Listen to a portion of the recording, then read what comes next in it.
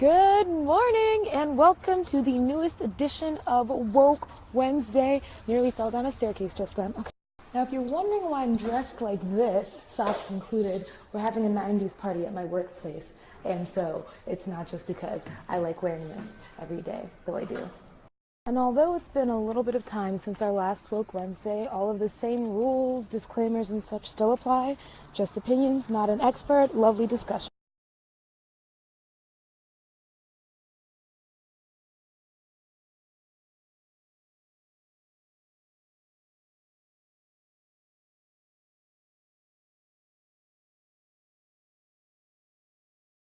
So the difference between appreciation and appropriation is a very important discussion. But before we get into it at all, it's important to understand the different definitions of the two words. Many different sources will give you many different definitions, but this source in particular defines appreciation as the recognition of the good qualities of a certain something or someone. While appropriation, on the other hand, is defined as the act of seizing or taking something without a person's consent or approval. So as you can tell, these are two very different words with two very different meanings. But when it comes to their application in a cultural context, people actually get them pretty confused pretty often. The problem is nowadays you see a lot more cases of cultural appropriation taking place, where people will take certain elements of others' cultures solely for their own personal gain.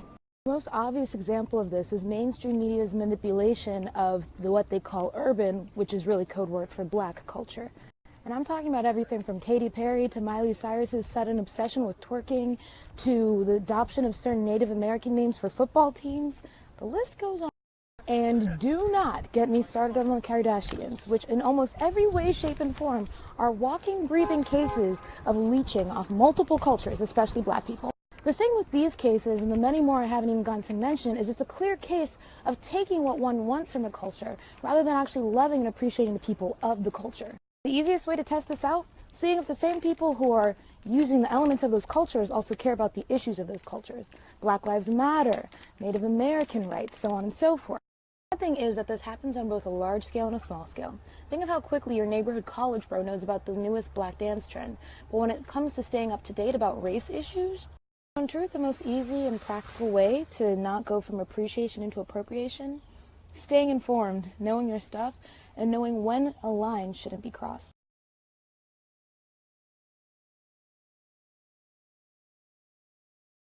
So a friend of mine brought up a very interesting and very important question. Is it possible to appropriate one's own culture and be ignorant of it? Now, my responses to this particular topic have already been pretty long, so I can't spend a really long time talking about this, but I will leave you with these thoughts on that particular question. Is it not just as possible for someone of African American descent to be as ignorant of African culture as their white counterparts, and is it not as possible for someone of Asian descent to not know all the cultural nuances of Asia? In truth, that was me growing up. A first-generation American who knew nothing about African culture, South African or Nigerian, before moving there, and also made a lot of self-deprecating jokes about black people growing up.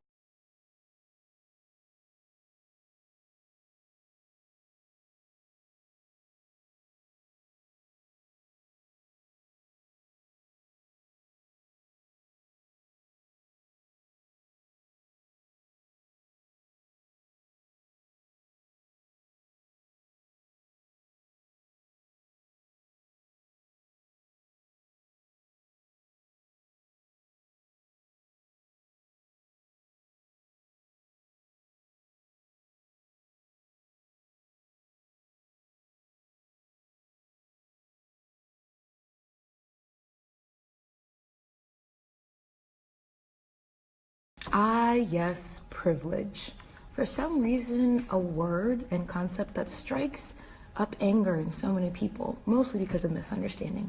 According to the dictionary, privilege is described as a special right, advantage, or immunity granted to a specific group or specific individual person. So, depending on which context it's used in, you could be referring to the benefits or advantages that any particular group of people have over another.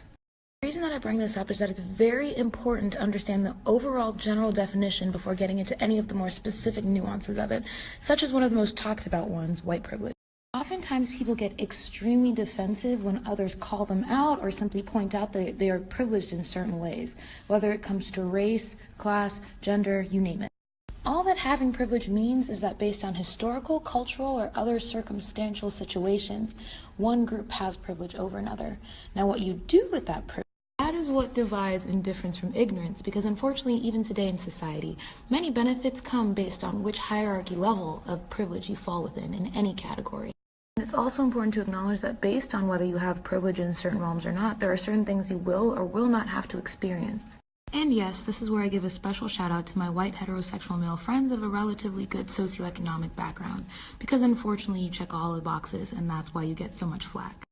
Now, the reason that it's so important to stop denying privilege is that if we don't acknowledge its existence, then we can never use its power to start empowering other groups that do not have the privilege that other groups do.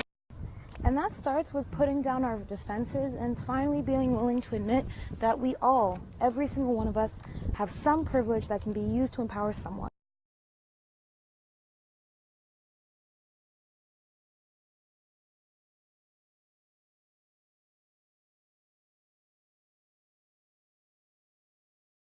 So although they're not distinguished very often, the difference between covert and overt racism can be explained by a simple explanation of the terms. So the word covert literally means undercover, hidden, not obvious, while overt means the opposite, which is very clear, very obvious. So overt racism, pretty easy to spot, whether by someone's actions or language that indicates their hatred for an entire group of people. Now, identifying covert racism presents a bit more of a challenge because not only does it take a keen eye, but also an understanding of what a microaggression is. Now, a microaggression is defined as an incident or action that serves as an indirect act of discrimination against a subgroup of people. Now, the importance in understanding the definition of microaggression really comes from the fact that although it might be low-key and not as obvious, it's still just as offensive as overt racism. Now, as you might have noticed, today's Woke Wednesday got cut a little short and was a little bit more choppy, mostly because of technical difficulties and a crazy schedule. But there are still 1.5 questions to be answered, and although I might not have time to answer them today, they will be the first questions answered on next week's Woke Wednesday, continuity. Regardless of that, if you still have any thoughts, questions on the things we've already discussed, things I've mentioned, anything else to bring up, please let me know, and please stay woke.